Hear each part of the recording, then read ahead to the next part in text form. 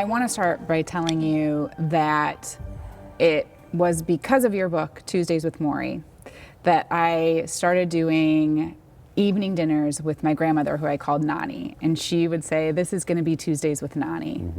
And I think that that's such a beautiful thing. I'm sure that you have heard a version of that story thousands or maybe millions of times, but it can't be lost on you that it's your writing that really impacts these soulful connections that happen. Does it still impact you in kind of a beautiful way when you hear stories like that? Yeah, absolutely. But you're giving me too much credit. It's not my writing. It was Morrie.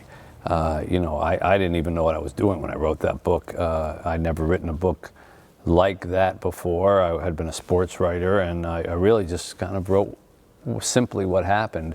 And I think it was Morrie's wisdom and his courage as he was dying, and his willingness to take, you know, in a wayward student and sort of sit and visit with him, that inspired people who read it, perhaps even you. I don't kid myself that it was some kind of amazing writing. What was amazing was the experience, and I'm glad that other people have their Tuesdays with fill in the blank or Fridays with whatever, you know.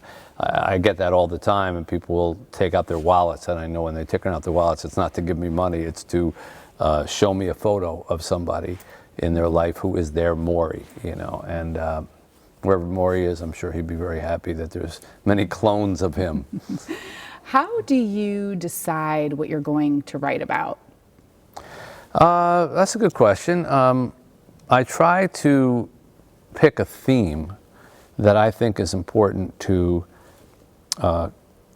address, and this is something that I want to, you know, dive into, and then I find the story that goes with the theme. So you might not think that the two would meet the way that they would. For example, the 5 people you meet in heaven, which everybody seems to interpret as a, oh, Mitch Albom had this idea about heaven, and he wanted to talk about heaven and heaven. That really wasn't the idea. The idea was based on an uncle of mine who felt that he was a nobody his whole life. And he used to say that to me. He used to say, you know, I'm nothing, I'm nobody, never been nowhere, never done nothing. And I always felt terrible because I really loved him. And I could never convince him that he was somebody to me. And so I wanted to write a book about people who thought that they didn't matter, who did matter. Now, if I just told you that and I said, well, all right, I'm thinking about writing a book about people who don't think they matter but really do, the last thing you would probably say is, oh, that'll end up being called The 5 People You Meet in Heaven. But it was because that was the best way to tell that story, that when you get to heaven, you find out how much you actually mattered here on earth. But it didn't start with heaven.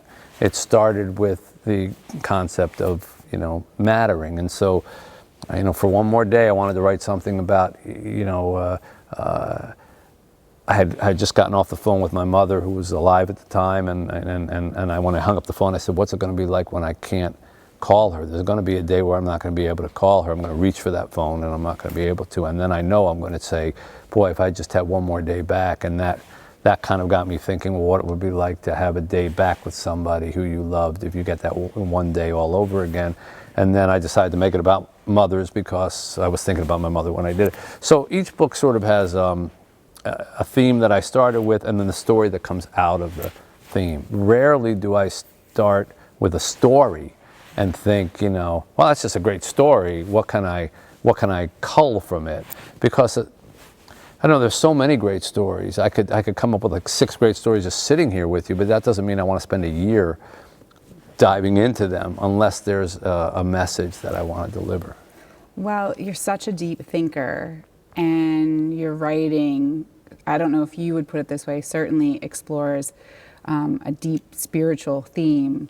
I'd love for you to talk about your latest writing and finding Chica, and who Chica is, and how she came into your life, or how you found each other. Yeah, well, it's a pretty incredible story, unlikely. Chica was born in Haiti in 2010, 3 days before the terrible earthquake of 2010. She survived the earthquake amazingly. when the house fell down around her, but she didn't die, and neither did her mother. Then her mother died 2 years later, giving birth to a baby brother because there was no doctor present. And so she was plucked up by a godmother, taken away, and the godmother really couldn't take care of her. And so ultimately she was brought to an orphanage that I operate in Port-au-Prince, Haiti. So you think right there about all the steps that had to happen before she ever got to us. Then we took her into the orphanage. She was one of nearly 50 kids.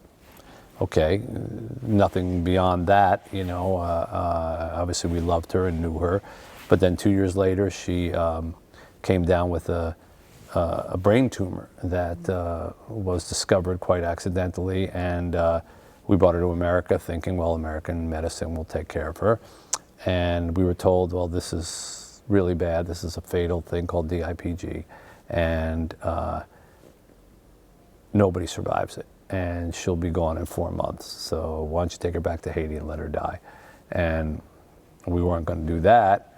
And so we basically, that day, she became our daughter. And for the next 2 years, we traveled around the world trying to save our new daughter. And we didn't, in the end, save her, but we did find something that was incredibly powerful, and that was a family. And she helped make us a very unlikely family. Especially my wife and I hadn't had children of our own, and here we were in our late 50s, and all of a sudden we have this little 5-year-old sleeping at the edge of our bed who doesn't look like us, talk like us, come from us, but couldn't have been more of our little girl than if she was the spitting image of us. So finding Chica is a story of the unlikely way that you make a family and how this particular family was made. How old was she when she was diagnosed? 5. So, I mean, it's the most awful news that a parent can That's get. right. You can't even comprehend it. How do you then talk to your child about that? Do you talk about death? Do you talk about heaven? Does she say, am I going to die and where am I going to go? At 5, I don't think you do, and we didn't. Maybe that was wrong, maybe that was right. I thought it was right. Our philosophy was, let her be a child.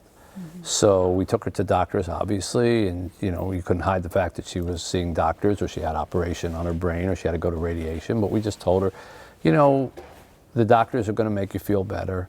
Or when her walking started to dissipate, we say, well, the doctors are trying to help you walk better.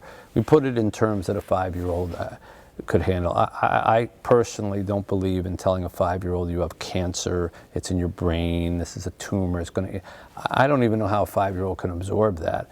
But I don't want and didn't want 5 minutes of her 5-year-old life to be shaded by something bigger than she could handle. And so what she could handle was, we're going to the doctors, okay, I'm going to have to get like a sticky maybe, you know, which was a blood test, but then I get a toy. And that was all we talked about. Okay, we're going to go, they're going to give you a sticky, but you're going to get a toy.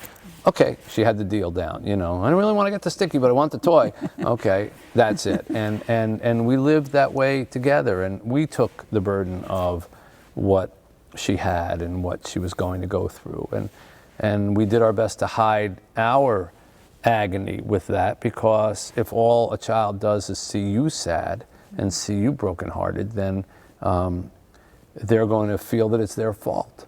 So, you know, we created a bubble for Chica, and I think that that was the right thing to do, and she was happy almost every minute that she was with us. And when we weren't happy because of the terrible things she was facing, we turned away or went into the other room and tried to let it pass so that she wouldn't see it. I've seen really beautiful video of you and your wife interacting with her. And I wonder now, as you reflect back on that time, you saved her, but in some ways would you say she saved you, and what were some of the great lessons that you learned from that little girl? Well, we did save her, or she'd be sitting next to me as I'm talking to you, but that wasn't up to us. That was up to far bigger powers than my wife and me. But we did give her 2 years of being a family, and we learned a million things from her. I couldn't, in the time we have here, tell you everything that we learned, but What's the I will best say one? the best one was probably, or the biggest one was probably when she couldn't walk anymore, and I had to carry her from place to place, and so I was her transportation. And she would just have her hands up, and up I have to take her. I'm in the kitchen, we're going to the car, we're going where. And we were coloring one time, and I looked at my watch, I realized I was late for work, so I popped up and I said, Chica, I gotta go. And she said, no, Mr. Mitch, stay, play with me. I said, Chica, I have to work. And she said, Mr. Mitch, I have to play. And I said, yeah, but that's not the same thing, because this is my job. And she crossed her arms and she said, no, it isn't. Your job is carrying me. And that really hit home. I've told that story a million times, and every time I tell it, I get hit with something inside me, just remembering it, because of course she was right. My job was carrying her. That's the best job I've ever been asked to do. It's all of our jobs to carry our children. If you have the means, then it's your job to carry the poor and sick children of the world as well. And there couldn't be a better job. And I thought of all the things that I used to fill my arms with, you know, figuratively and literally, like stacks of papers and computers and new books and all that. And now all of a sudden my arms were filled. I couldn't carry any of those things because I had this 7-year-old, and there's no comparison between the two. So it was a series of lessons like that, eye-opening things that Chica taught us and is still teaching us. We carry each other, right? Yeah, we carry what we carry defines us.